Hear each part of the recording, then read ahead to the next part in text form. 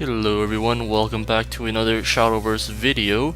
Today, I felt like we might as well try something new. We're gonna try some Take-Two. We did get one ticket from the last video. Go ahead and spend that up. So Take-Two is kind of like Hearthstone Arena where we're picking cards, you know. We have, in this case, we have two options of two different cards instead of one option of three different cards. So it's kind of interesting. And my general strategy that I found with some of these Take-Twos is, it used to be before Tempest of the Gods, I played a lot of Sword. Forest I have little experience with.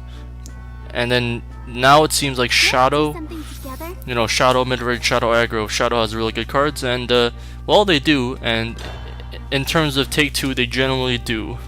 So the first two picks are generally rares and legendaries of the class, and same with the last two. So go ahead and see.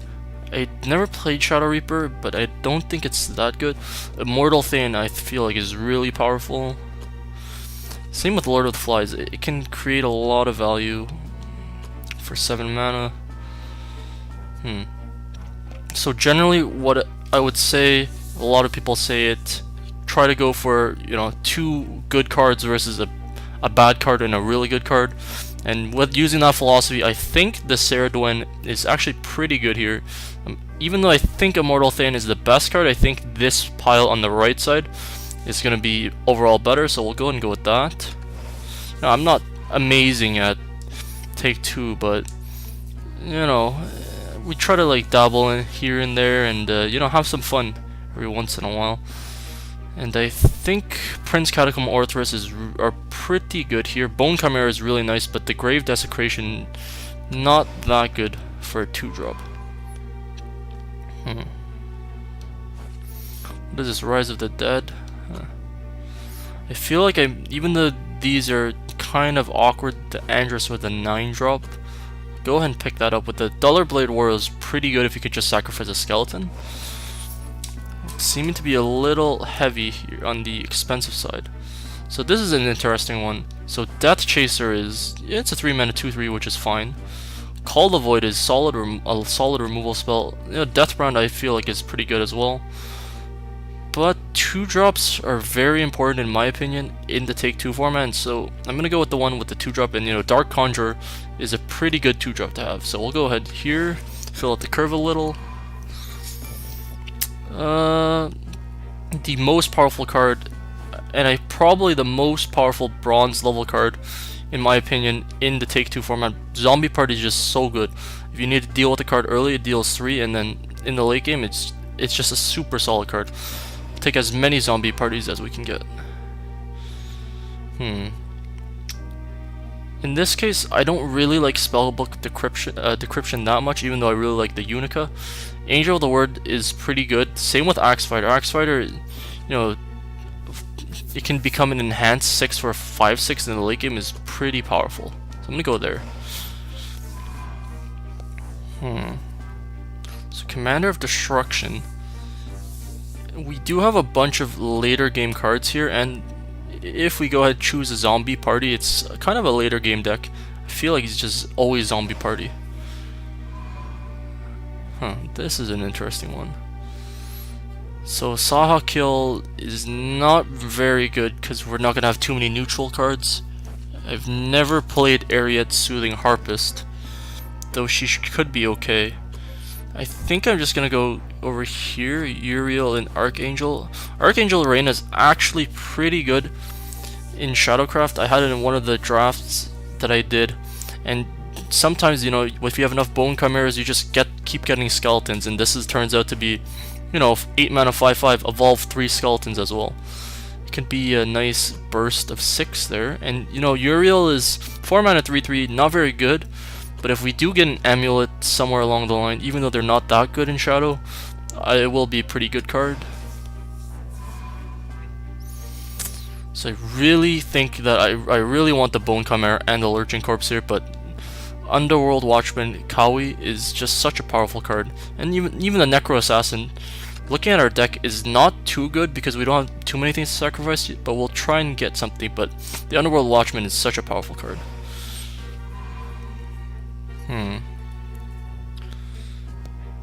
So Lyriel is also a really good card. The extra 1 damage just deals it just pairs so nicely with like a lot of the cards in Shadow. And then the Frozen Mammoth, we actually, let's see, we do have 4 enablers, so I think this is actually the pick right there. And then let's see, we could go, I do like the Feathered Patroller, it's pretty good dealing 2 damage. Grave Waker, in my experience, isn't not that good, but the Zombie Party is pretty good. Let's see, this is one of the interesting decisions where we have decent cards. There is not a real standout here. Dollar Blade Warrior is pretty powerful, but we don't really have the skeleton synergies that we wanted. Even Orthrus is better with the skeleton synergies. Then we compared, you know, Grave Desecration. We have a lot of necromancy effects in here. So like the commander, actually maybe we don't have too many necromancy, but the zombie parties we really want to get necromancy for. This is interesting. Ghostly Grasp is kind of bad because it uses necromancy 8. I'm gonna try this pile over here. I feel like Wise Merman's just a bad card, so I'm gonna try these, even though Humpty Dumpty's probably not very good. Ebon Reaper is actually really annoying in the right matchups. Like, it goes ahead, kills something, it survives, and then when this dies, you go ahead and kill something else with Bane. It's just kind of crazy. But we don't actually have any solid removal spells. I wasn't able to pick up any of the 5 mana destroy target creature or follower ones. I think we'll go ahead and take these.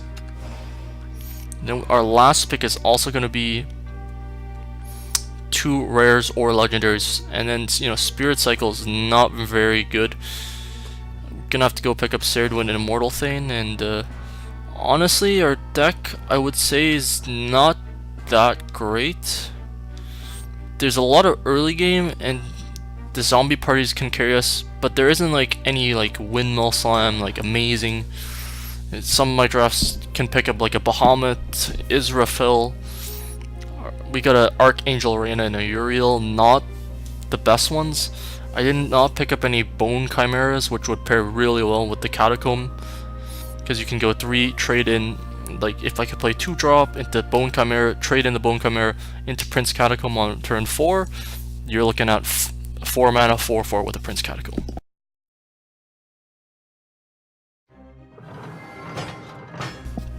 Here we go with the first game. It's against Sword, and we seem to have, you know, a pretty highly ranked player right there.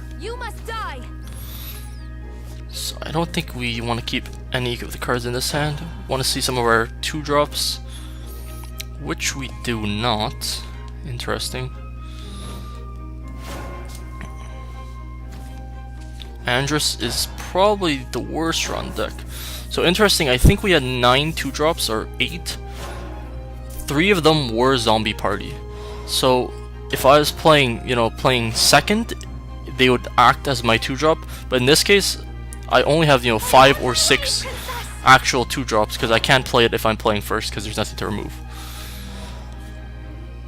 So it might look like I have a lot of 2-drops, you know, for 30 cards, you know, 9. But even something like Grave Desecration, now I'm only at 5 actual playable 2-drops that I want to play. There's the Zombie Party. I guess this would have been Grave Desecration. Would have been the Amulet.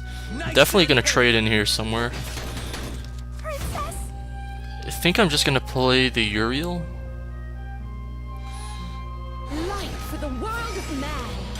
It's not gonna. Oh, it does actually get. Oh, that's actually really good. It does get us the Frozen Mammoth. So next turn, you know, we'll see what he does. Nothing. Nothing is not that good for us. We're definitely gonna attack in here. So let's think about how we want to play this. So I definitely want to find a time to play the Frozen Mammoth. I feel like he may have a Luminous Mage on turn 5. He could have Luminous Mage or Monica. So Uriel, if I play this, it's okay against Monica. Against Luminous Mage, it's also okay. I think I'm gonna go ahead and do the... Because I'm trying to be as mana efficient as possible. So I think I'll go with that. The 3-5 ward. It could be correct though to have gone Tristan. You are done for. That's pretty bad for him. So we have an interesting decision here. We could save the zombie party for something else, but I think we're just gonna go ahead and kill that for the tempo. Get out of Frozen Mammoth. You know, it could also even be correct to evolve here, but I think I'll not evolve. So we seem to be the aggro deck. His cards must be pretty expensive if he's not casting any of them. Jolly Rogers is pretty good. And he does get the rush, which is a little unfortunate. Okay, I think we're gonna definitely drop the Lord of the Flies here. Pretty powerful as long as we get one of the Rush or Storm ones. If that's the case, I'm definitely gonna go the evolve on the Imperial Mammoth, and we'll hit him in the face.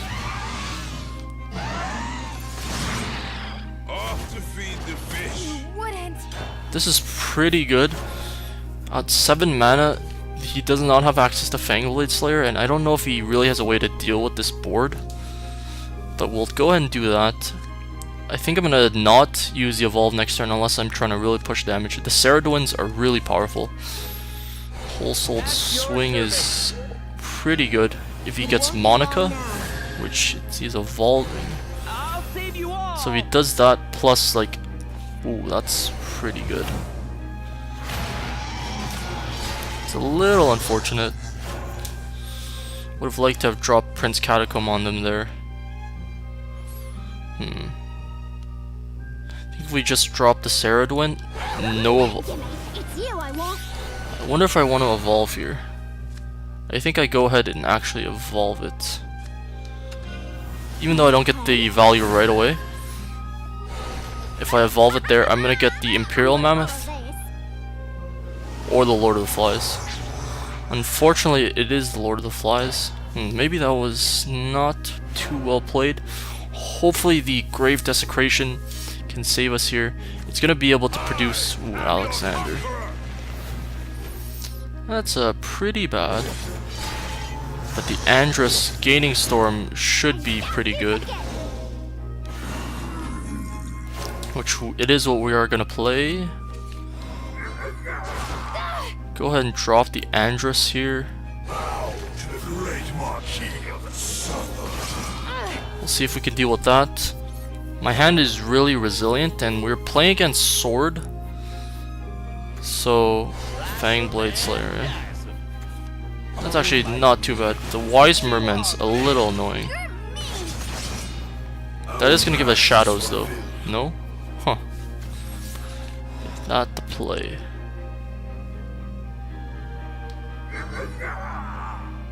We're definitely gonna smash face here.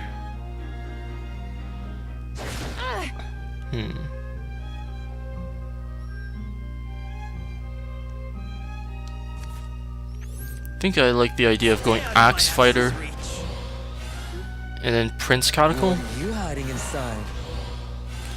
Produces a lot of value. If he goes ahead and plays Bahamut, we still have him dead on board. No, we don't. If he plays Bahamut, we have him at 1 health. Israfil would be a huge problem here. Just hoping. And he doesn't have either one, and that is the win. Maybe I should have played around some sort of Cyclone Blade play. Cyclone Blade is pretty common actually in my experience in Take 2. It's just Cyclone Blade is one of those okay cards that you want to have one of in your Swordcraft deck is totally fine. So it's much more common here than Constructed obviously, but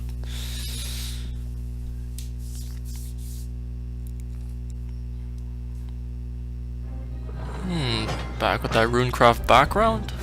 against Swordcraft again. Now I don't know if it's actually the same guy. Father, come on.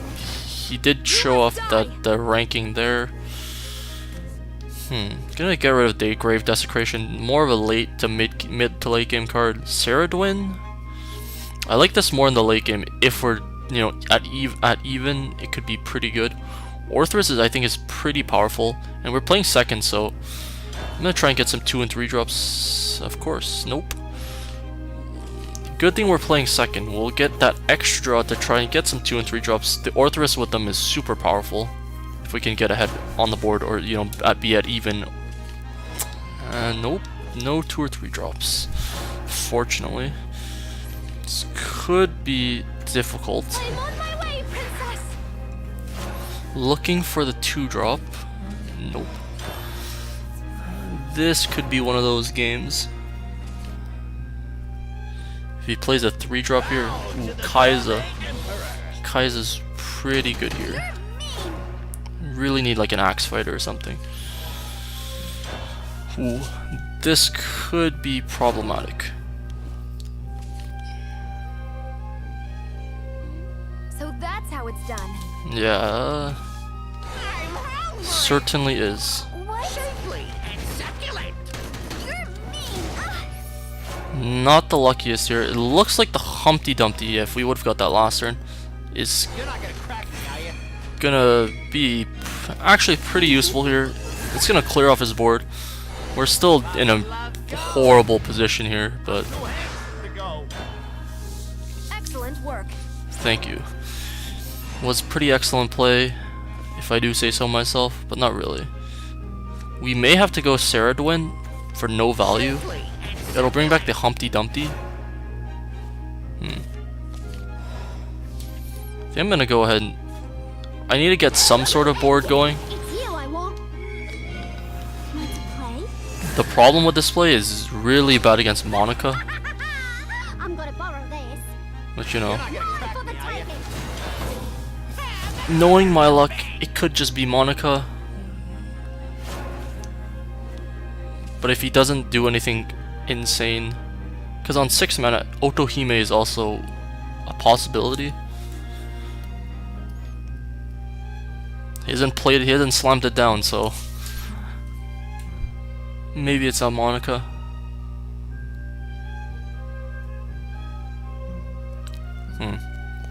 Unfortunate part is our hand is still so expensive that we're gonna be hard pressed to be able to double spell next turn. And we're not losing by way of card advantage in this game. Swordship Maiden. This whip stings. You are done for. Okay, that's actually not too bad for us. Faster than sound. He trades there, so it's a 7-3.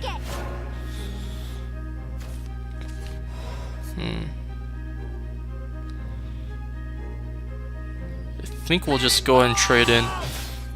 Axe Fighter is pretty good 6-drop, using up all of our mana. The only bad thing about the Axe Fighter there is we would like to gone ahead and play 2 things next turn, which the Orthrus Prince Catacomb with an Axe Fighter would have been our play. Ooh, Roland.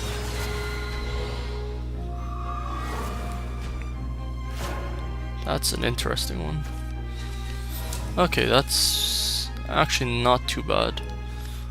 Definitely gonna go Frozen Mammoth. I think Orthrus has to be the play.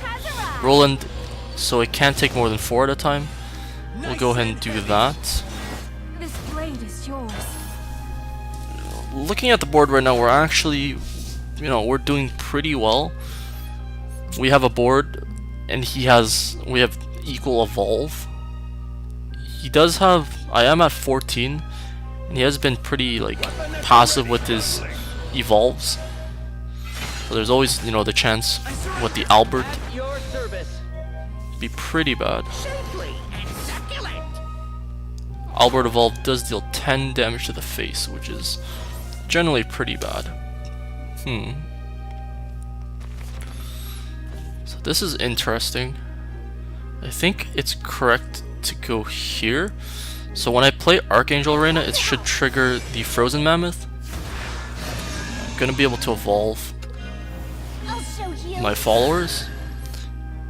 It's also going to evolve the Orthrus and the Imperial Mammoth, which I think is good enough tempo. So that's how it's done. That is how it's done. I think I'm going to go there.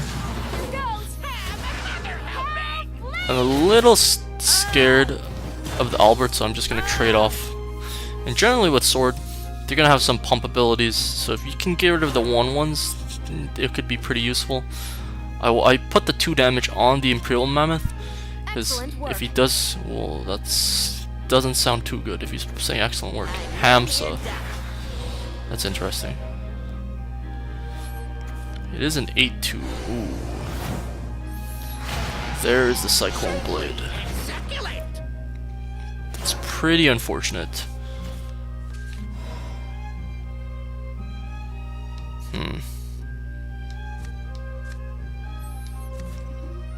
I mean, I feel like we just have to go here. It's really bad play for us, but we're gonna have to go for it. We have to contest the board with whatever we have, because the rest of our followers don't have Rush or Storm, unfortunately. And that's gonna trigger, because Durandal is a commander. Well, that's weird. Tristan should trigger if there's an ally commander, but it doesn't show the death, the last word symbol, which is a little weird. What is the best way to play these out?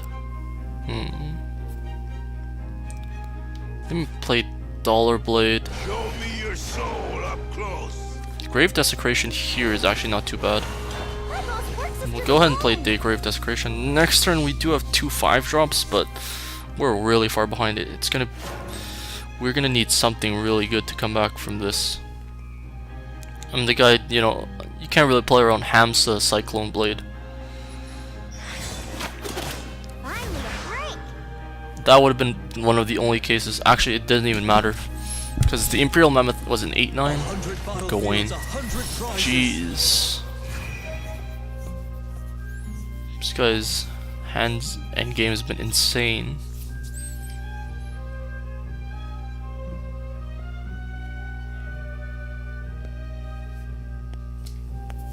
Every class is pretty good. Sword just has a lot of synergistic cards. I wonder what he's thinking about. Probably if he wants to go face. Waiting for a response. DC. Will this man DC? That is the question. He will not.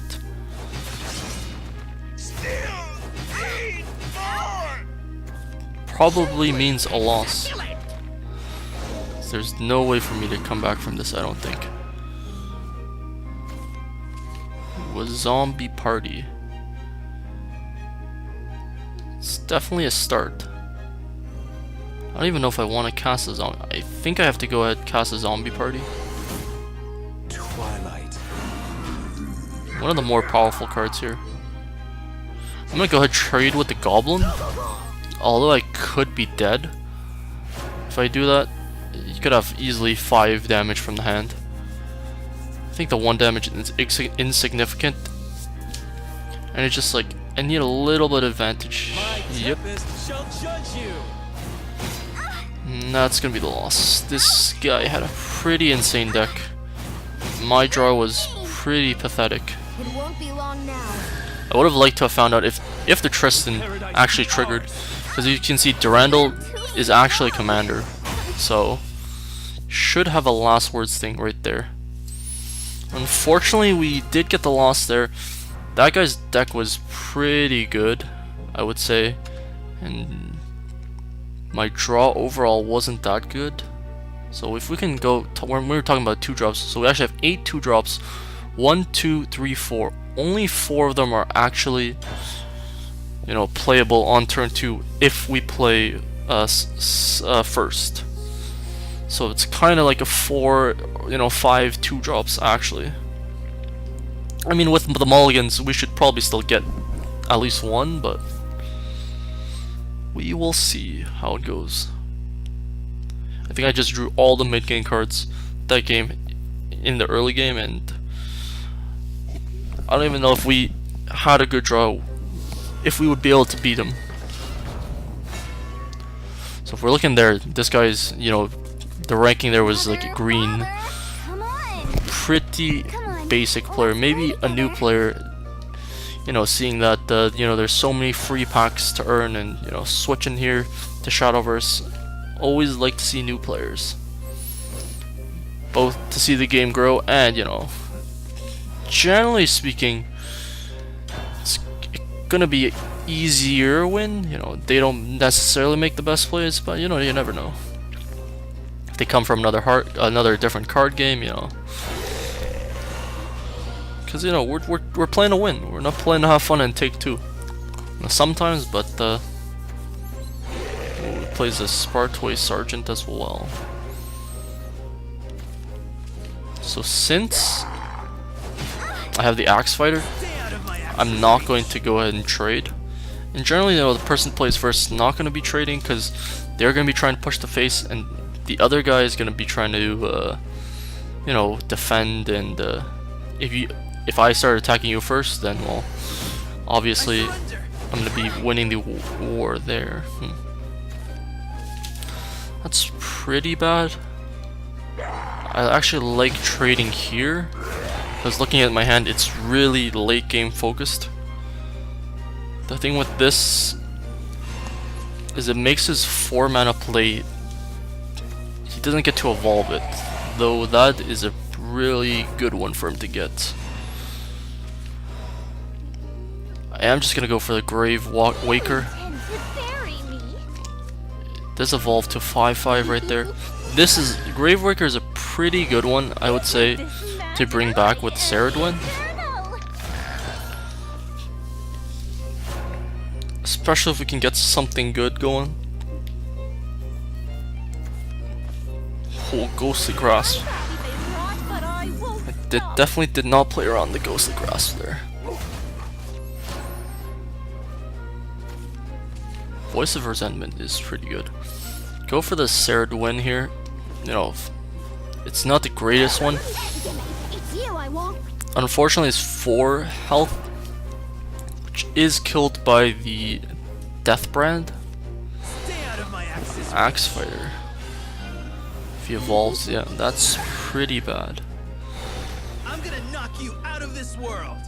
Unfortunately, we did not get too many removal spells besides the Zombie Party, which we should top deck. Ooh, there it is. The perfect top deck. I surrender. Off the top, Zombie Party, and that is why the card is so good. But like I was saying, like I don't have any hard removal like the, I think it's Nether Void, the 5 mana one that Necromancy 4 gets you a zombie. That would have been a really nice card to have. Isn't this magic wonderful? I do have the Voices of Resentment though. That is something I do have. And since I don't have any better plays, I think I'm just gonna go for it right here. Detestable. The Enhance is gonna give them Bane. But I won't stop. Next turn we will have the Andrus, which is pretty powerful here. It's gonna be a 5/9 Bane Storm. So you know, like a mini Zeus for 9 mana. It doesn't have the extra you know, health and no ward, but Nephthys. Hopefully no Mordecai is all we're hoping for. Let's get into trouble. Ooh, that's a lot of value for him. Lord of the Flies. That's interesting.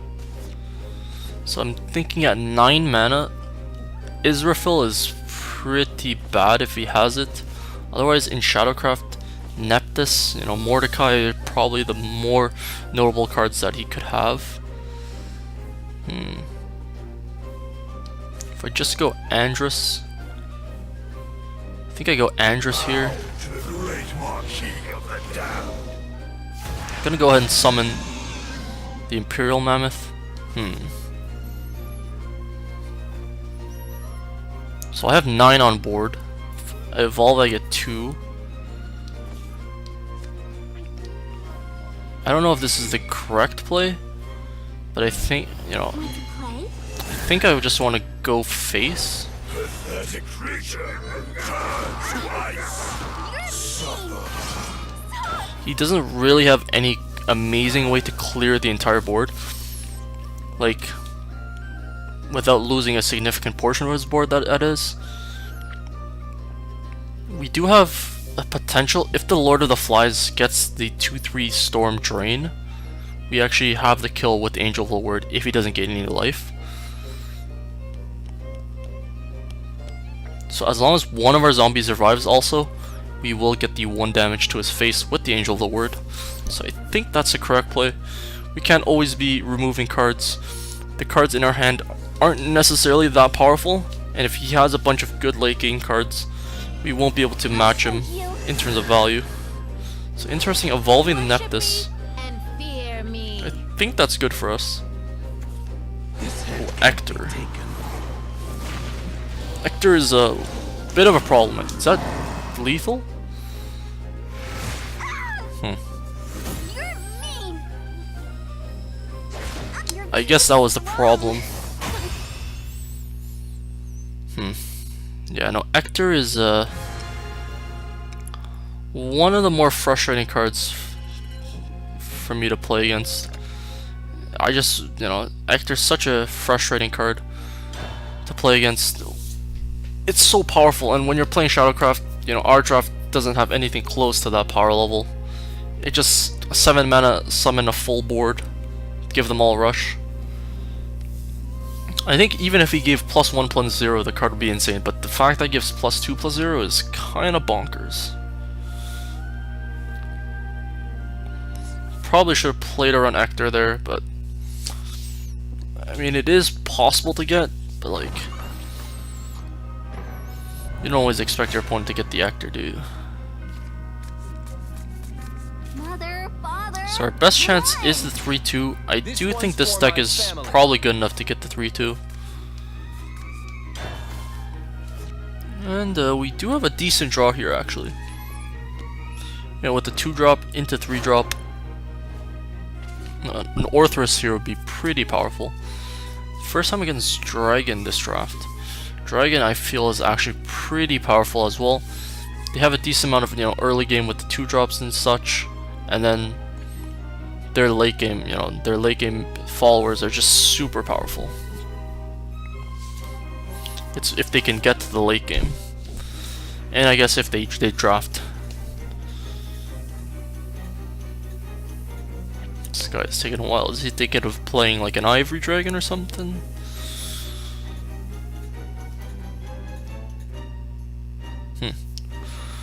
Waiting for a response. I wonder if he's like playing on his phone or something, you know, shoddy Wi-Fi or something. Happens to me often. You know, I'm waiting for a response. Hopefully not all of his turns take that long. So we do have the Orthrus, which is really powerful, because it is likely we're gonna have Dragon Oracle. Is this like constructed? Man, that's not very good for us. Well, potentially. If he just goes like Rahab, it's literal standard, like constructed. Mushusu. So we caught a break here. It's not Rahab. I'm definitely going face because we have the Axe Fighter. Stay out of my axe's reach.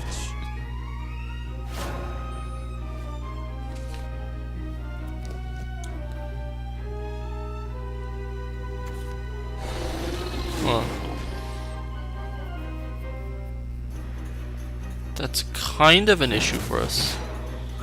So he does trade there. I think we push the issue, going for Orthrus. Evolve the Orthrus. Getting as much of that face damage. Nice and heavy. Luckily the Blazing Breath doesn't actually kill our Axe Fighter as well. Who can pierce my Owl Guardian is pretty powerful. It's unclear if he actually, yeah, that's what I was gonna say. It's unclear if he actually wanted to evolve there or not. Just gonna go for the regular Grave Walker. This guy with, no, the Dragon Oracle is such a powerful tempo play. Not really tempo play, but it's such a powerful play. It just has such a, like, gigantic mana advantage over me. Sparkly stuff. Gimme. Blazing Breath is interesting. I surrender. You see, that was definitely a misplay on his part. Because the obvious trade would be right there for that.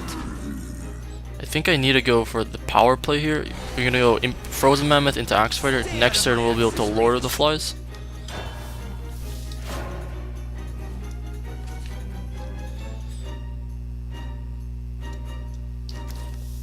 Ooh, he plays an Imperial Mammoth into his own Imperial Mammoth again.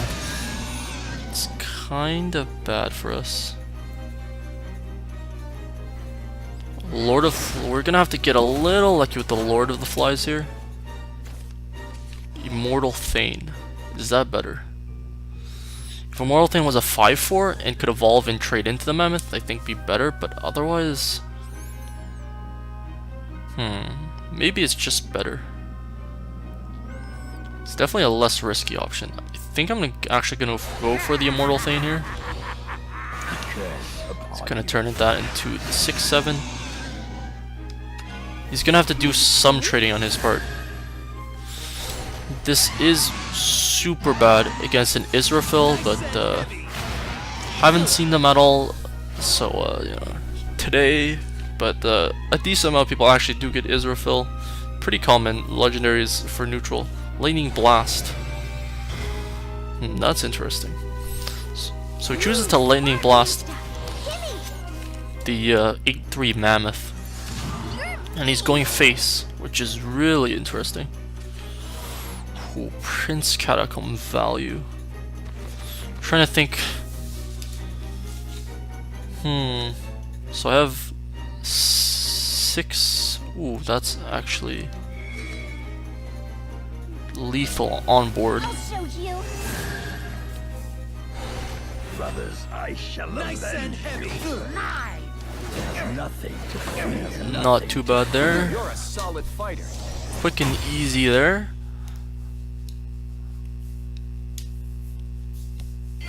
And we're on to 2/2. Now, usually, generally, if I can go 3/2, I won. I'm pretty happy with 3/2 at any time. This deck, honestly, the power level pretty low. There's no real good late game. Like that guy had an Eachtor. He had like Neptus is pretty powerful if you draft around it, or if your draft is like has a lot of like last word cards. So for our deck, you know, we didn't get like, you know, Mordecai. We did get the zombie parties, which would be pretty powerful. Come on. But 3/2 for this draft is pretty good. Been seeing this Lord of the Flies and Frozen Mammoths a lot.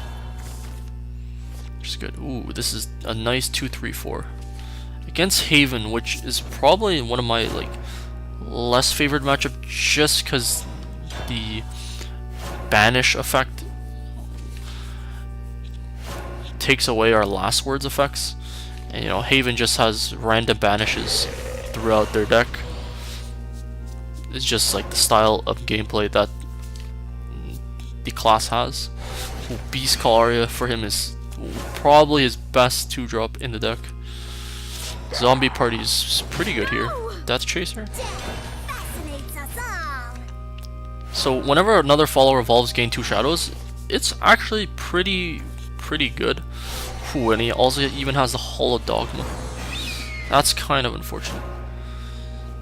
Definitely a misplay from him not attacking there. So let's see. I think I will go for Orthrus. Hopefully hit Has arrived. that bird for the maximum punish. No.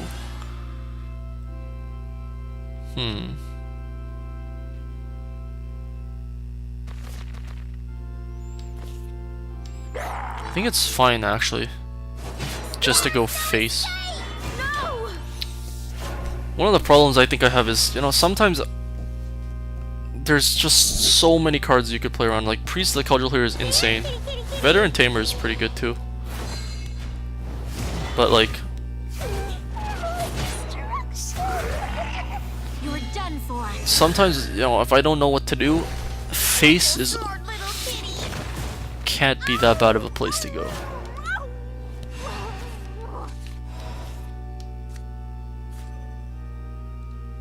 Commander of Destruction.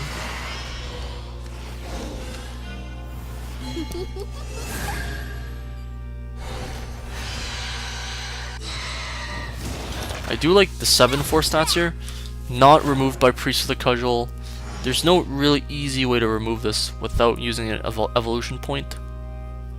Besides maybe like an Acolyte's Light, you know, Tribunal, but Tribunals are rare, so.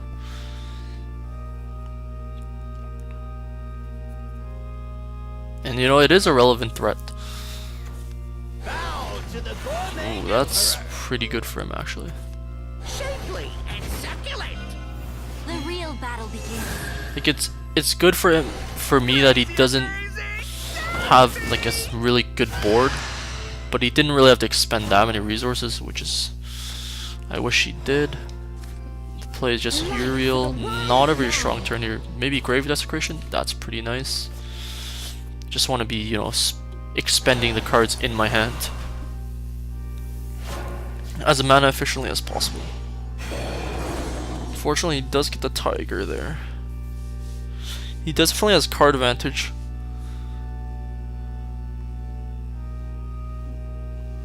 We'll see what he does. Most likely Immortal Feign next turn, but there's also, you know, a possibility that we can just zombie party if we see a nice zombie party. At 6 mana, Judge of Retribution is kinda insane here. You know, 3/5 removing my Uriel, him drawing a card. Something like Radiance Angel be pretty bad here, gaining the life. Another one of the things I don't like playing against Haven. Ooh, Dark Jean. That's pretty powerful. I lose. You shall be judged. I suppose it wasn't as powerful as it seemed at first, because my return play is also pretty good with the zombies. The thing about the Grave Desecration maybe was a misplay is because a lot of my cards, like the zombie party. Oh, another Dark Jean. That's a little unfortunate.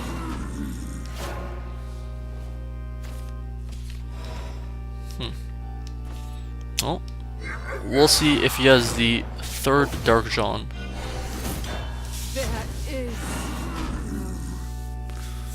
At 8 mana, you probably have Tarnished Grail for knowing my luck. The Tarnished Grail.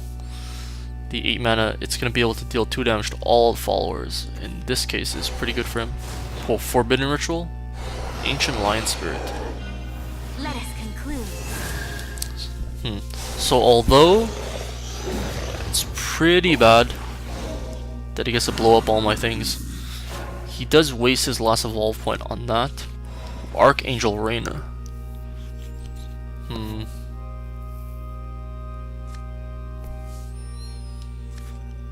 Trying to think if I care about the Archangel Reina here. Curse upon you. If I just leave my board open like this, I think I'm gonna try to be a little greedy about that. See what he can do.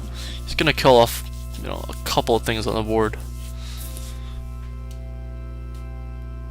I do have, holding onto the evolve point, does give me, ooh, that's pretty bad. Shapely and succulent. Let the mist wrap around you. He decides to go face, which is interesting.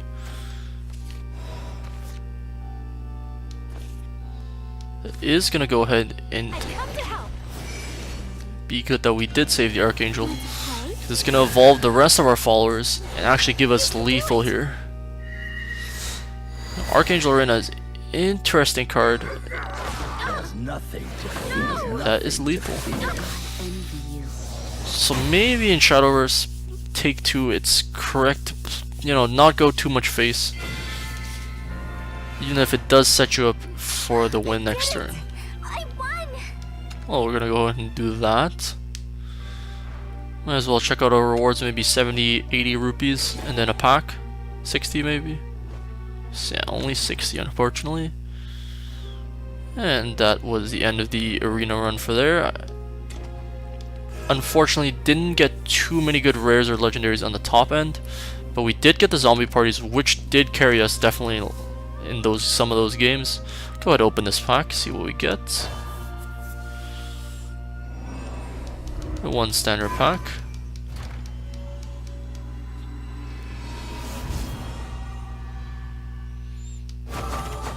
And what did we get? Ooh, an arcane enlightenment. Anything new in terms of, you know, animated? No. This is the spell boost that draws one more. This is actually a pretty interesting card. Maybe in like a Path to Purgatory deck. I remember playing one in the really early days, one of my first games when I built the Runecraft deck. I just could never cast a card because the card would draw me like 8 cards and I'd start milling. But maybe in a Path to Purgatory where they become shadows, it's not the worst. Okay, well, thank you everybody for watching this Take 2 Shadowverse for Shadowcraft. Hope you guys enjoyed, and well, as always, rate, comment, subscribe, and see you later.